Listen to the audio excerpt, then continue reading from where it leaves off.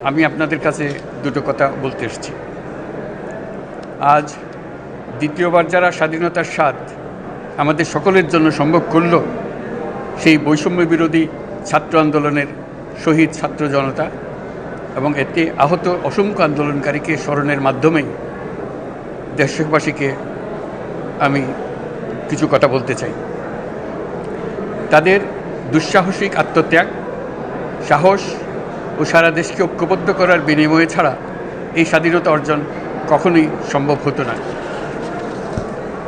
সেই সঙ্গে তাদের সেই মুক্তির আকুতি উপলব্ধি করে সেনা, নৌ এবং বিমান বাহিনীর যে অকুতোভয় সদস্যরা দেশের মানুষের পাশে এসে দাঁড়িয়ে এই বিজয়কে ত্বরান্বিত করেছেন, তাদের প্রতিও জানাই জাতির পরম কৃতজ্ঞতা ও অভিনন্দন।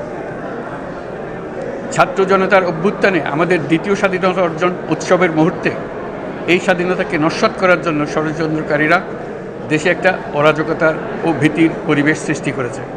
প্রচণ্ড নিষ্ঠুর পতিত স্বৈরাচারী সরকার এসব প্রতিষ্ঠানকে দিয়ে ক্ষমতা কুক্ষিগত করে রেখেছিল। আমরা তার এই প্রচেষ্টা ব্যর্থ করে প্রতিষ্ঠানগুলোর হারানো গৌরব ফিরিয়ে আনব।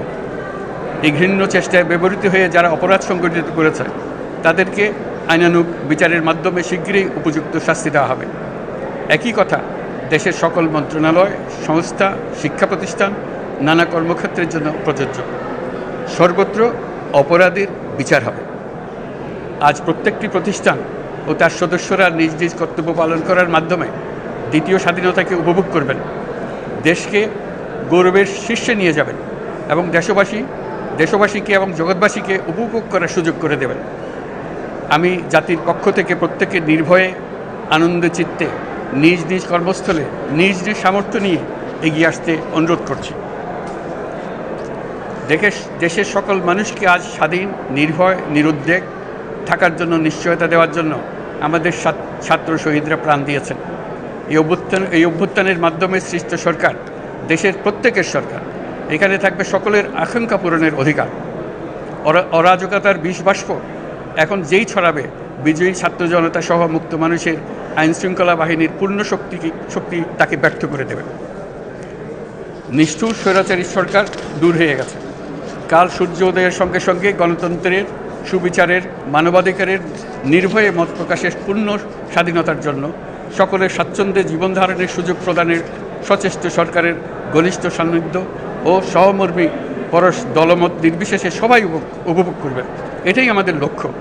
আমাদেরকে এই লক্ষ্য পূরণে সাহায্য করুন। সারা বিশ্ব আজ অবাক হয়ে বলছে, সাবাস বাংলাদেশ, সাবাস বাংলাদেশের ছাত্র জনতা। আমরা এই অর্জনটাকে আর অনেক দূর নিয়ে যেতে চাই। আমাদের ছাত্র জনতার জন্য কিছুই অসম্ভব নয়। আমাদের তরুণরা অসম্ভবকে সম্ভব করতে পারে, তারা সেজন্য প্রতিজ্ঞাবদ্ধ। যদি আমরা ঐক্যবদ্ধ থাকি, ধ্বংসাত্মক কর্মকাণ্ড থেকে দূরে থাকি, সবার জন্য মুক্ত পরিবেশ সৃষ্টি করতে পারি, আমাদের বিজয় অবশ্যই হবে। মহান আল্লাহ আমাদের সহায় হন।